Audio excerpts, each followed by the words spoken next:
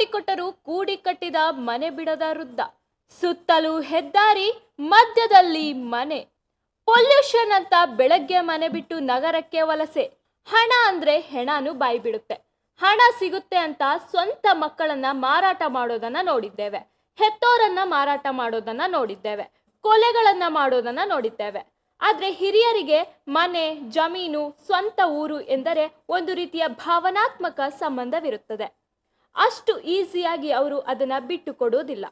ಅವರು ಹುಟ್ಟಿ ಬೆಳೆದ, ಆಡಿ ಬೆಳೆದ ಅಂಗಳವೆಂಬ ಭಾವುಕ ಬೆಸುಗೆ ಅವರೊಂದಿಗೆ ಬೆಸೆದಿರುತ್ತದೆ. ಅದನ್ನು ಯಾವ ಕಾರಣಕ್ಕೂ, ಯಾವ ಬೆಲೆಗೂ, ಯಾವ ಆಮಿಷಗಳಿಗೂ ಅವರು ಬಿಟ್ಟು ಕೊಡುವುದಿಲ್ಲ. ಅದಕ್ಕೆ ಬೆಸ್ಟ್ ಎಕ್ಸಾಂಪಲ್ ಅಂದ್ರೆ ಚೀನಾದ ಹಾಂಗ್ ಪಿಂಗ್ ಎಂಬ ಹಿರಿಯ ನಾಗರಿಕ. ಸದ್ಯ ಈತನ ಮನೆಯ ಸುತ್ತಲೂ ಹೆದ್ದಾರಿ ಬಿಟ್ಟು ಬೇರೇನೂ ಇಲ್ಲ. ಹೆದ್ದಾರಿ ಸುತ್ತುವರೆದ ನಡುವೆ ಈತನ ಮನೆ ಇದೆ. ಶಾಂಘೈನ ನೈಋತ್ಯ ಭಾಗದಲ್ಲಿರುವ ಜಿನ್ಕ್ಸಿ ಎಂಬಲ್ಲಿ ಈಗ ಹೆದ್ದಾರಿ ಕಾಮಗಾರಿ ನಡೆಯುತ್ತಿದೆ. ಆ ಕಾಮಗಾರಿಯ ಮಧ್ಯೆಯೇ ಈ ಹಾಂಗ್ ಪಿಂಗ್ ಎಂಬ ವ್ಯಕ್ತಿಯ ಏಕೈಕ ಮನೆ ಇದೆ. ಪಿಂಗ್ ಅವರಿಗೆ ಸರ್ಕಾರ ಸಾಕಷ್ಟು ಮನವಿ ಮಾಡಿತ್ತು. ಮನೆಯನ್ನು ಬಿಟ್ಟುಕೊಡು, ಅದಕ್ಕೆ ಬೇಕಾದ ಪರಿಹಾರ ನೀಡುತ್ತೇವೆ ಎಂದು ಕೂಡ ಹೇಳಿತ್ತು.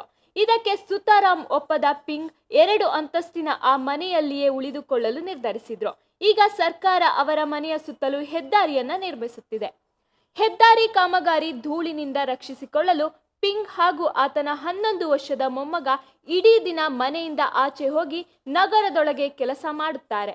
ಕಾಮಗಾರಿ ಮುಗಿಯುವ ಹೊತ್ತಿಗೆ ಮನೆಗೆ ಬಂದು ಸೇರುತ್ತಾರೆ. ಆದರೆ ಒಂದು ಬಾರಿ ಹೆದ್ದಾರಿ ಸಂಪೂರ್ಣವಾಗಿ ಸಿದ್ಧಗೊಂಡಿದ್ದೇ ಆದಲ್ಲಿ ಅಲ್ಲಿಂದ ಹೊರಡುವ ಶಬ್ದ ಮಾಲಿನ್ಯದ ಬಗ್ಗೆ ಪಿಂಗ್ಗೆ ಆತಂಕವಿದೆ. ಅದು ಬಿಟ್ಟರೆ ಬೇರೆ ಯಾವ ಸಮಸ್ಯೆಯೂ ನನಗಿಲ್ಲ ಎಂದು ಸ್ವತಃ ಅವರೇ ಹೇಳಿಕೊಂಡಿದ್ದಾರೆ. ಪಿಂಗ್ಗೆ ಮನೆಯ ಜಾಗವನ್ನ ಬಿಟ್ಟುಕೊಡಲು ಸರ್ಕಾರ 2 ಕೋಟಿ ರೂಪಾಯಿ ಕೊಡುವುದಾಗಿ ಆಫರ್ ಇಟ್ಟಿತ್ತು.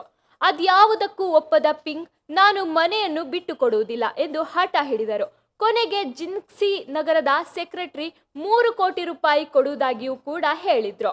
ಅದಕ್ಕೂ ಕೂಡ ಪಿಂಗ್ ಬಗ್ಗಲಿಲ್ಲ. ಕೊನೆಗೆ ಸ್ಥಳೀಯ ಆಡಳಿತ ಆತನ ಮನೆಯೊಂದನ್ನು ಬಿಟ್ಟು ಅದಕ್ಕೆ ಸುತ್ತುವರಿಯುವಂತೆ ಹೆದ್ದಾರಿ ನಿರ್ಮಾಣ ಮಾಡಿದೆ. ಇಡೀ ಹೆದ್ದಾರಿಯನ್ನ ತನ್ನ ಸುತ್ತ ಸುತ್ತಿಕೊಂಡ ಪಿಂಗ್ ಮನೆ ಏಕಾಂಗಿಯಾಗಿ ನಿಂತಿದೆ.